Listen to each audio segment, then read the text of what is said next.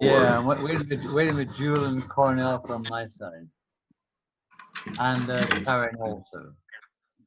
Yeah, we're going to get going, David. I'm going to mute everyone so Get going. we got a lot to go through. So I just hit record. We're going to record this for the people that couldn't make the event. And oh, hey, Kat. So we are basically going to try to burn through this in 25 minutes. We got a lot to cover. So first off, thank you guys for coming. Like, this is amazing. Like, I hope you realize there is no pure thing of what we're about to do. We're all giving up our time to these causes.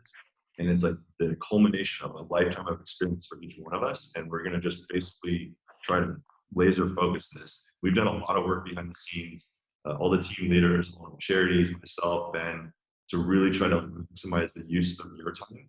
And hopefully this is going to be like a super rewarding experience. So we're super excited. There is some stuff we're going to go through. I'm going to throw this quote out there because I love it so much, but never doubt that thoughtful, committed citizens can change the world. Indeed, is the only thing that ever happens. That's a Margaret Mead quote. And you guys, we are those thoughtful, committed citizens. This is like how we school the world with all the skills that we require. So that said, this event is what you make. So this is the 7th event that we've done. This effort started in 2013. It's been the back burner for a long time, but it's coming from the rich. And I are I'm full-time on it, Ben part-time on it, but we are rapidly turning this into a global movement. So we rolled out the software to make it possible for other people to start an event in their city. And so really excited about this. This is like on the brink of becoming something that happens in a lot of places, not just. So what we're going to do today, the goal is to basically introduce to the charities and the team leaders, and they are going to pitch what their main challenges are and what the proposed solutions, the very simple MVP inbox thing that we can do in a day, Saturday. So they're going to propose what we can do and what they need to pull that off. And this is not an exact science, you guys. This is, if we get a little bit better, we do on these events, it's still kind of largely a squishy thing to figure out. And so it's kind of a dance here where it depends on what skills we have in the room for what we can pull off. And so we'll scope it according to ultimately who we have at the event. But this is just a pitch of the grand vision of what we'd ideally like to do for these charities. So with all that being said, I'm going to turn it over. Angie, do you want to start and just give an overview of East Makeover Project? Yeah, can you guys hear me okay? I don't have a mic. Is it okay? Yeah. Okay. Hi, everyone. So I have a little bit of feedback echo. I don't know how to get rid of that. Can you guys hear me okay? Yeah. Okay. I'll just ignore it. Okay, so yeah, I'm the team leader of the East Bali Poverty Project, and I'm going to be working with Gustav, who's my tech expert. He'll be doing some of the back end stuff because that's like a foreign language to me. So the East Bali Poverty Project, which is led by David Booth, who's also on the call, we've identified one crucial area that we're going to try to help them with, and that is they've lost the funding from 2 major donors, which means they have 70 plus children that aren't going to have funding for education this year. So our number one initiative is to basically get this school funded for these kids. It's actually 2 different schools. So the way we're thinking we're going to do that tentatively is by building a crowdsourcing platform with a WordPress plugin that Gustav is mastering as we speak. And then once we get the platform up and running, we are going to figure out basically a social media marketing strategy to try to raise this money and get these kids some education. So that's kind of the number one, most emergent issue.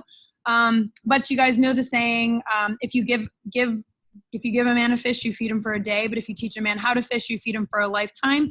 So we have this first kind of priority of getting this funding, but we also want to take a look at the bigger picture strategy of how can we kind of create a marketing and sales strategy to basically monetize this charity so that they have money coming in and they don't have that constant pressure that is so common for NGOs, which is how are we going to keep our initiatives going. So we have a couple of ideas for how we're going to do that, but I definitely would love the feedback. I saw on the Slack group, there's a lot of people who have NGO experience, social business experience, marketing, sales experience. So we want to kind of take a look at some of the bigger picture ways that we might be able to create some sustainable income for this charity. One way that we think we can do that, they have a project where they build bamboo bikes from bamboo in their village. And so we were thinking about getting some sort of a corporate social responsibility program that we can then take to the United States to some of the big corporations that have a CSR department and work in some sort of a fitness wellness initiative with the company and somehow incorporate these bamboo bikes. And we have a couple other ideas as well that we would kind of like to work on, but we definitely want to capitalize on the experience of the volunteers. So yeah, if you guys have any questions, I'm definitely happy to answer, and Sean as well, but hopefully we can get a good team together. David, if you want to say just a few words, because you guys have been at this for over 20 years, so you have more experience than anyone here in terms of serving. So. Can you hear me okay? Yes, we can. Okay, good. Now, I'm David Booth. I am the founder of the East Bali Poverty Project. It's a village. I spent my 4 years looking at the poorest village in Indonesia that didn't have education, didn't have healthcare, didn't have access to water. Rose and I found the most horrendous situation in East Bali. And when the community, I made promises to them, they made promises, we'd have a trust established in the beginning. And so by finding out from them if we could help, their key priority would be education for their kids to lead into a better life. So from 1999 to 2007, we established a total of 6 very remote mountain schools, 4 on Mount Abang and 2 on the slopes of Mount Agung, which is 2 dry mountains, no water, volcanic mountains. Now, 4 schools are still running and funded by donors committed for the long term. 2 of them, Pengalusan and Jati 2, who total of 70 kids, but we have now a total of 15 sponsored by the. Sorry. David, I don't want to cut you off, but we're gonna just do real quick, like 30-second. So Okay. if you Right. so David actually has a full video in the I will put the link, it's in, but there's video pitches from each charity. They give like a very much in-depth summary. So if you guys want to learn more about the causes, you can go watch those videos, but we'll try to keep today really about like what the solutions are that we're going to propose in team building. Cool. So thank you, David. Thank you, Angie.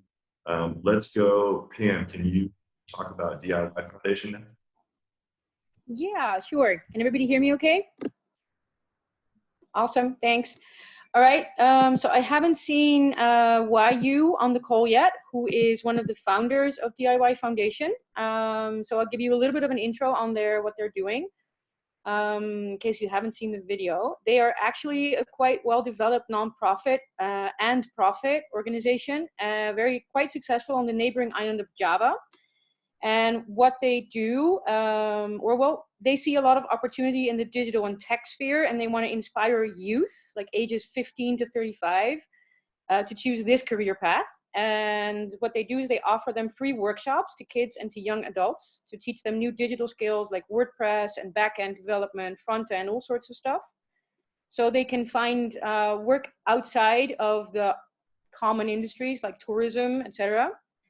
And their challenge is that they want to take this to Bali, because Bali is currently very, very dependent on tourism, as we all know, and it's their main source of income. And it's very attractive for the youngsters to go into tourism, become a taxi driver, a tour guide, start a hostel or anything. And they want to break this pattern, so start offering free workshops. In the past, they have run one workshop here, and they felt it hasn't been very successful because only 10 people showed up. So our MVP, what we could do is to restart basically and run a first successful workshop on Bali.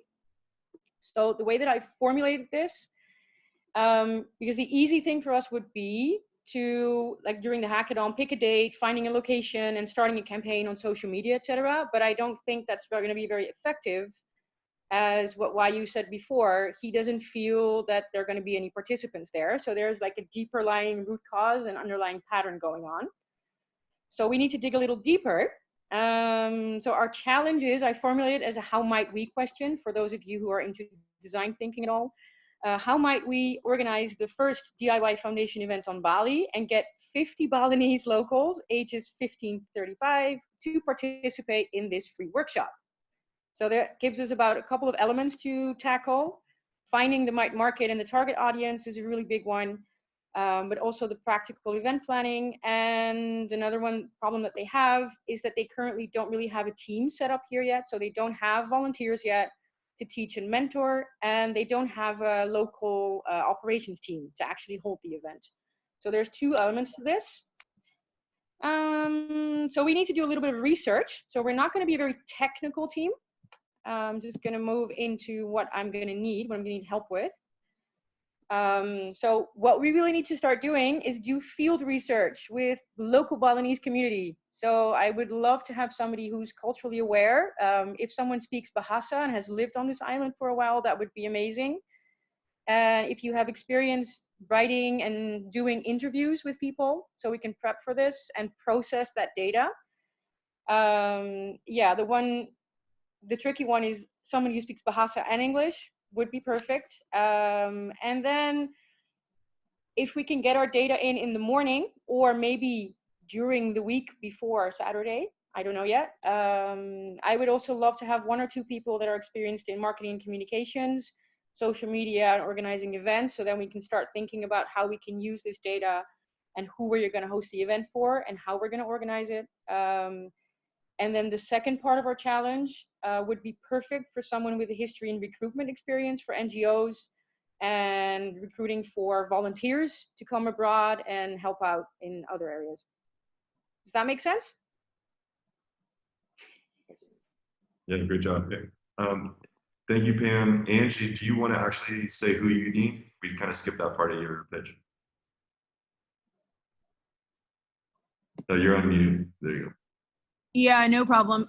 So I think probably Gustav would agree that we could use at least one other tech person, maybe 2 if we have enough people to go around, but someone that knows kind of WordPress plugins, that kind of stuff, that would be able to contribute so he's not doing it all alone.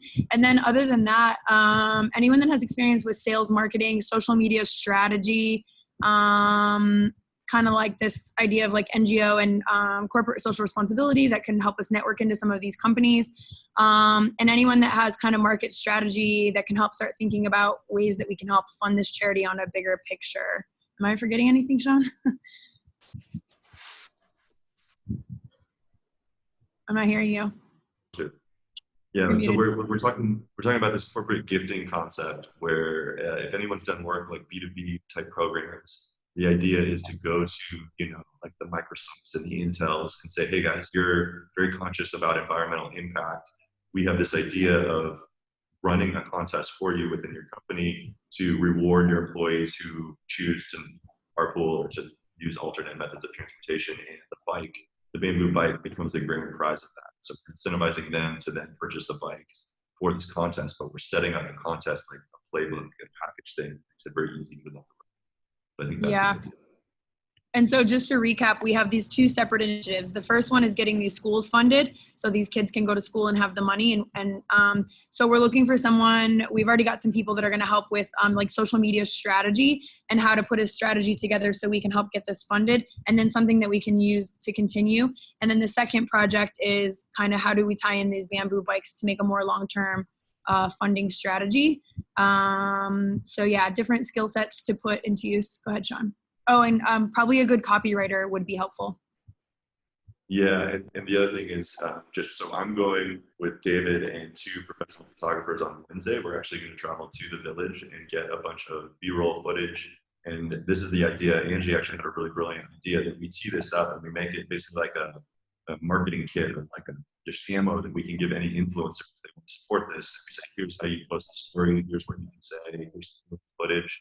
You can even, if you want, like shoot yourself with the jumbo background to make it look like you were there. Like So yeah. Yeah, we definitely want to capitalize on the fact that we're here in Bali, and this is a charity that we are working with directly because, I mean, anyone can donate $5 to a charity in Africa, but they don't really know what happens to that money. So the more that we can leverage the fact that we're here, we're going to go to this charity a couple times while we're here in Bali. We want to show people and actually show we're interacting with the people and we're really here grassroots making a difference. And also thinking of ways, if anyone's interested, you can start thinking of how can we tie in making people feel like they're a part of it, you know? So, you know, we could do a campaign where like, if we raise this much money, we're all gonna, I don't know, go skinny dipping in the water or something to like make people feel like they're a part of it when they, you know, they give their coins or something like that. Gustav's gonna eat 100 hot dogs for the camera. And, but yeah, we want to make it like a grassroots thing where people feel like, oh man, I'm clicking this and I feel like I'm a part of it. These people are here, they're in the field. So yeah, really just open to new creative ideas for how we can get the school funded. If we could get it funded just with this weekend project, which I think we have a good baseline of how we can do it, and then start working on some of the bigger picture financing, I think it would make a really big difference for this charity and the people involved. One more thing.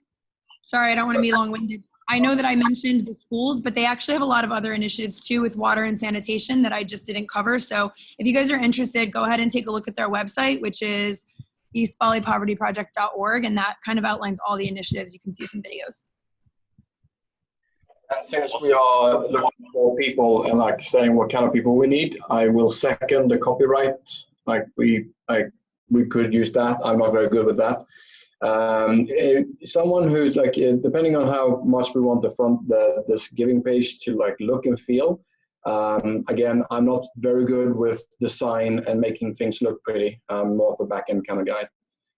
If we have a spare person who does WordPress and stuff like that, it would be nice to work alongside with someone because you usually work faster when you can bounce ideas back and forth, but it's not absolutely necessary. So if we are short on those kind of people and other projects need it more, then by all means, like give it to the project. But if someone would like to work alongside me and we can spare the people, then that would be nice too.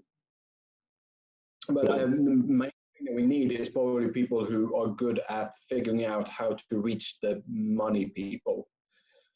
So those are the people we really need. Yeah. I also could do the copywriting, but if we found a good copywriter that wants to join our team, it would free me up to do some of the more sales-oriented things, and we'd be able to have a bigger impact as well. So, Cool. Just so you guys know, Can I ask you a quick question? Yeah, go for it. Sorry. No, I'm just thinking one of the things that I would probably need or I'm looking into is I would love to interview a school headmaster. So you guys might even be able to hook me up with one. So yeah. As part of the research that we're going to do, we need to understand like that whole ecosystem of youth and school and how does that work. Never mind. I'll do that later. Brain fart. Okay, get back to the real thing. Yes, if there's any asks, also, you guys, this is just like really the kickoff call. But like the magic now in from here to the event is our opportunity to really like unearth ideas, form teams, ask questions, the different channels. So the Bali channel is the one to have all the discussion in, and in that channel, in the topic is pinned the links to all the other channels for charities that we're working with. So you can join those channels, poke around, ask questions. Like that's where you from now until Friday. Okay, let's move on because we got to keep to the time here. Would you mind talking about this concept? Hi guys, I'm Kat. I'm over here in Barcelona, so it's 12, it's midday right now. Probably not as hot as it is as you guys in Bali, but it's not too bad for Europe, so that's pretty good. So the team I'm leading is a charity called Esperança. It means hope in Catalan, and it was basically started by two British women over 8 years ago now. And essentially, it goes out every Friday, every Saturday, and every Sunday without fail for the past 8 years, feeding homeless people in Barcelona. So it's a really, really great initiative. They've never missed a weekend, I don't think, even at Christmas. So essentially, they recruit volunteers by Facebook. It's a pretty piecemeal charity. They've not really had any website set up in 7 years. They've had no funding in 7 years, really. They've just gone and done this with their own friends, mostly with expats in Barcelona. So yeah, what kind of MVP for them is to build a web-based app, which we actually started in the last charity weekend. We've moved that over. Sean moved that over to Adalo, which is, I mean, Sean can go into this a little further, but it's essentially kind of a drag and drop based development tool for apps and web apps. So what this tool will do is it will help the charity give the charity a place for the volunteers to sign in, basically, because right now they're using a Google Doc, which is breaking a bunch of privacy rules. People are going in, deleting things, changing things, because it's quite a complicated setup that they have.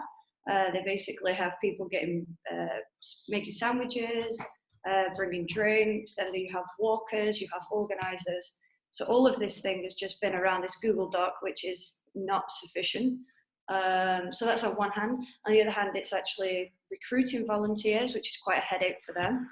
Because as I said, they do it on Facebook. So they jump on Facebook on a Monday and say, hey, who wants to volunteer? Then they've got to keep following up again and again and again. So we want to kind of automate that for them using email, using automated posts on Facebook. So essentially what we would need for the project is 1 or 2 developers that can finish up the app. That's our main task.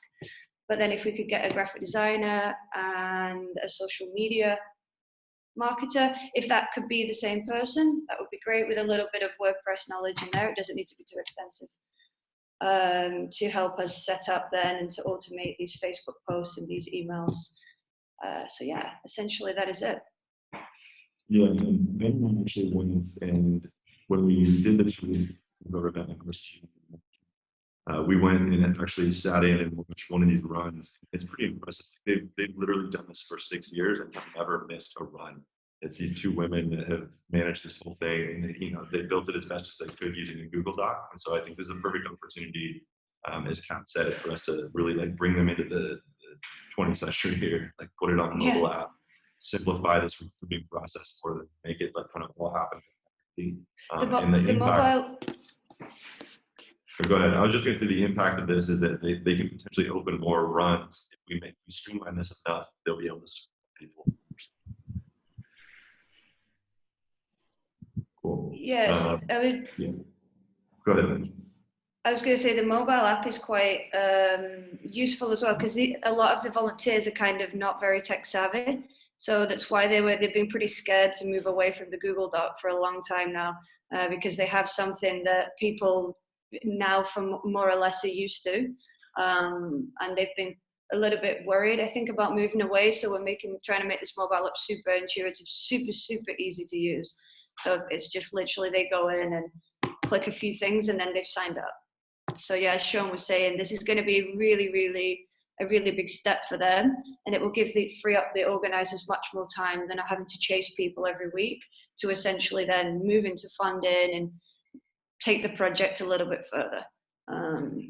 There's basically a proof of concept app that we started, and we'll link to that and see what's there. And there's going to be a little run reaching time to put that together this week, filling, and so if you're technical, I think that'd be a great project to be a part of. Thank you, Kat.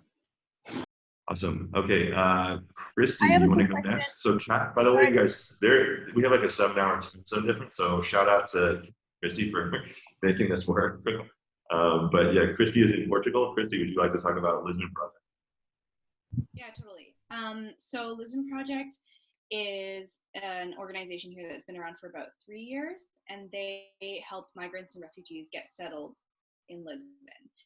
And I mean, Portugal is pretty advanced, still in Europe and everything, but the systems are just ridiculously complicated, let alone trying to get the language straight. So for a lot of the refugees and migrants, it's enough stress for them to leave Syria and their war-torn countries, let alone like have to think about where their kids are going to school, where they're going to buy groceries, like where they're even going to get a job in order to pay for those groceries.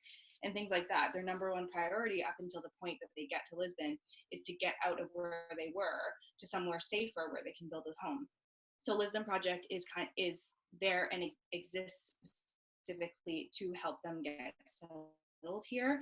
And so they provide things like legal support,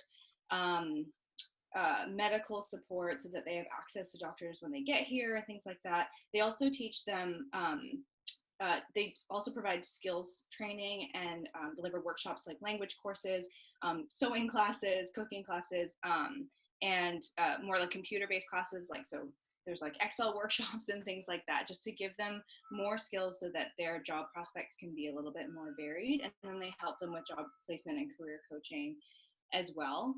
But the most important thing that Lisbon Project provides is a sense of community, because coming to a new place, some of them are on their own, some of them are families and they come with small children. It's really, really difficult to be in a new country and not know how to speak the English, or not know how to speak the language, which is Portuguese here, and or not even know how to speak English, in which case then they're kind of stuck. But for them to be able to build community with people who have not only gone through the same things that they've gone through, but are going to build a life here together, it's really, really important for them. So yeah, so that's what Lisbon Project does in a nutshell. And one of the main things that we want to build for them, and this is the third or fourth charity makeover we're doing with them, is because they've been around for 3 years, but they've never had any marketing or fundraising initiatives in place. They've just been really getting money from their local supporters, and they're just not able to serve all of the demand that's there. Right now, they've so far served about 400 migrants and refugees, but they really need to help more. And so last time we built a fundraising strategy for them, and we built as much as we could, and we were able to launch a holiday campaign, which was amazing. But there's still a lot of key marketing pieces to really communicate what they do that we could develop this time, which would be super, super helpful. So one of those things is any kind of promotional video, like animation-based promotional video, to give an overview of what they do, who they help, and how they do it, and then how others can contribute. So for that, we would need someone who knows or is interested in learning about, so that they could just go for it, how to storyboard a promotional video. It'd be great if we actually had an animator or a motion graphics person to develop that video, or someone who knows how to use one of those kind of DIY tools online. And then of course a copywriter, just to tie all those loose ends together when it comes to the script.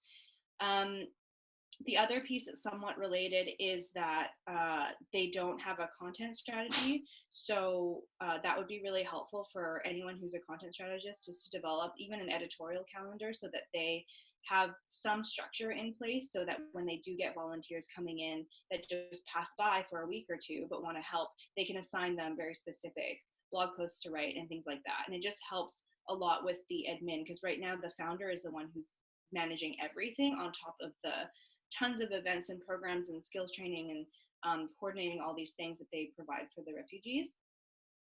And most importantly, if it's possible at all, because I know there's a lot of demand for developers here, we finished their website last time, and at the last charity makeover, and it was built in WordPress, but using a theme. And so it was mostly drag and drop, and we were able to actually complete most of it. There's just like a couple bugs that are really frustrating that none of us can figure out. So if anybody can help us get in there and just figure out why we can't like customize the footer, and to help us configure their e-commerce portion of the website, that would be immensely helpful. And then finally, anyone who has experience with using translation apps, or has any ideas as to how to translate their whole website into Portuguese without the use of a person sitting there and translating the whole thing, and then us having to build double pages, things like that. So that's kind of it in a nutshell. Open to any ideas for how you think that they could be helped otherwise, but those are the priorities for them. Awesome. Yeah, we have a donated license of WPML at one point, multilingual, I think is what it stands for. So that might be something we could set up for them, the translation, but obviously we need a Portuguese translator at that point as well. So yeah, so it's great cause. We've worked with Lisbon Project, I think 3 times. This will be the 4th event. And yeah, Gabby's awesome. So thank you, Christy. And Christy and Kat will be leading these teams remotely, just so everyone's aware of that. So we'll have basically like a persistent Skype or Zoom with them and their team, so they can just meet virtually. But this stuff should be pretty well laid out. Like when we start in the morning, it's going to be really like the middle of the night. So hopefully we will have done the prep work sufficiently up to that point where we can just hit the ground running and everyone knows what they're doing. So our evening kickoff for them actually sync up with the team then, and then they'll go to sleep and we'll work. So the last charity is Caraja, Proyecto Caraja. This is an Argentinian based in Cordoba, Argentina.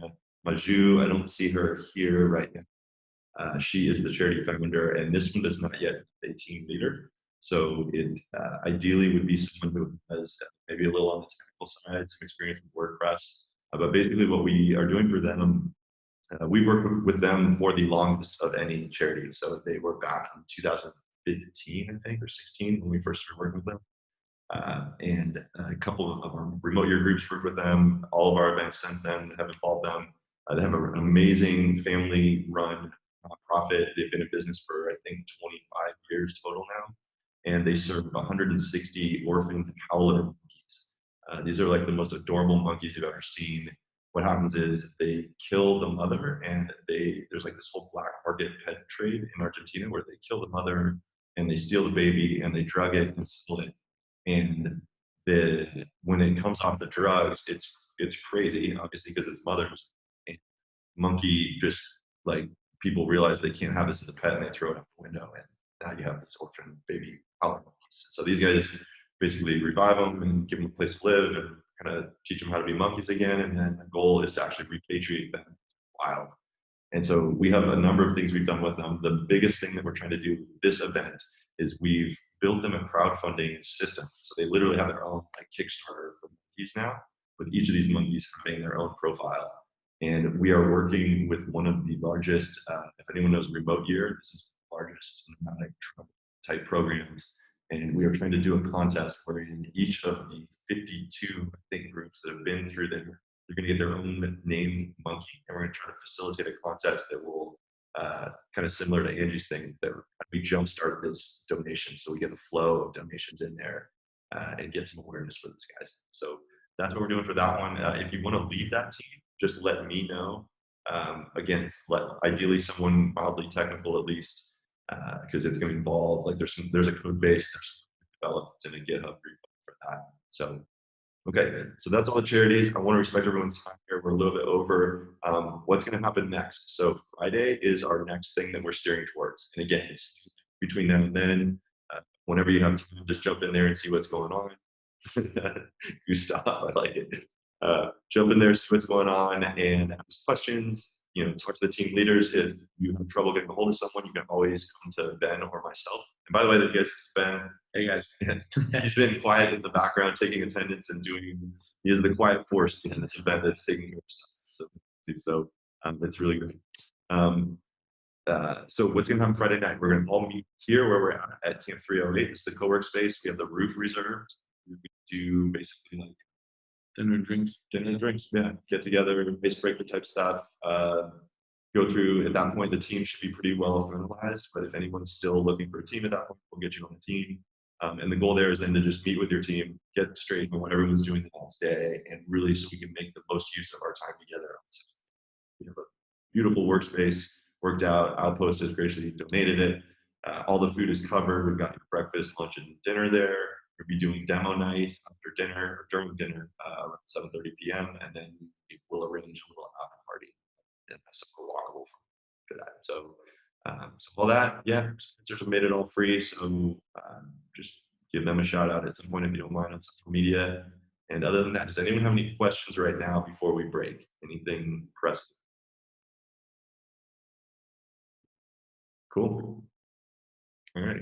Surya, it looked like you had a question, but Christy answered. So Surya's question is, can you be in 2 teams at the same time? So with these technical team members, sometimes, yes, short answer is yes, but it's highly variable on what you need each team. So, Yeah, ideally the way it's set up now is commit to one, and if you have a skill set that's in high demand and need someone technical on two teams, then it can be kind of a floater between them. But just for the sake of like getting everyone lined up and in the system yoked to one team, please just pick a team for now, the primary we tend to work with. And better.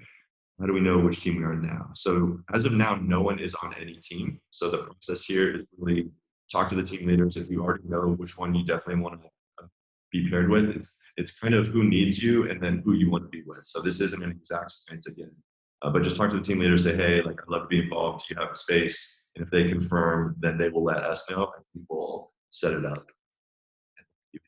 via the app. So how many people on a team? So we've got 5 charities. Service Skill is not going to be part of this one. They were a little early stage for us, so we're going to refer them to a later event. So we have 5 total charities and 30 confirmed people. So that should give us team sizes of 6 each, roughly. And barring any weirdness or floaters or, EVPP might be a bigger team because we're doing quite a bit for them. So yeah, roughly 6 people per team. Any other questions while we're all here? Yeah. So I was just talking in private with Danny. Thank you very much for that info.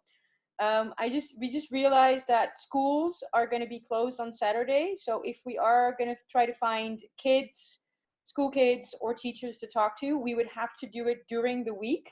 Either invite them to come over on Saturday for something or either go to a school during the week. So I'm going to have to think about that a little bit and maybe talk about it with you guys, how we might figure that out. But anybody who's interested in doing a little field trip like that and wants to join that, let me know. But it won't be on Saturday. So let me know before tomorrow or the day after if you want to join our team and help out with that.